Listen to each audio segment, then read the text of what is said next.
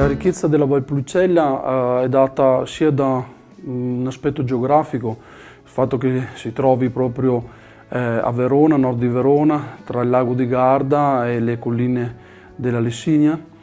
e il fatto che sia una terra incredibile, ancora poco sfruttata,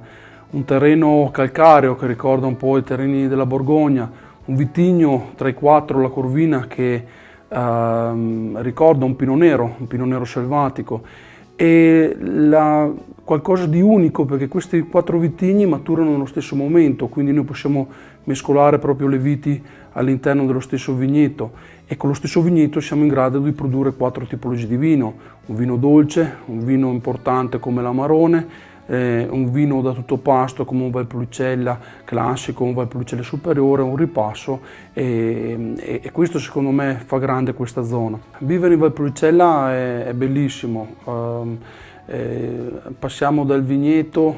a volte siamo stanchi di lavorare in vigna e guardiamo dall'alto della collina il lago di Garda, è una cosa bellissima, alziamo gli occhi e vediamo poi la città di Verona, è qualcosa di unico. Tutti questi muri terrazzati fanno sì che questo paesaggio sia anch'esso qualcosa di unico e irripetibile.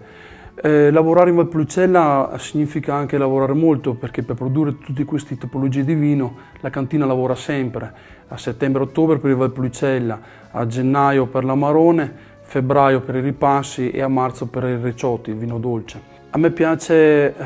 lavorare direttamente la terra. A volte demandiamo ai nostri collaboratori le visite,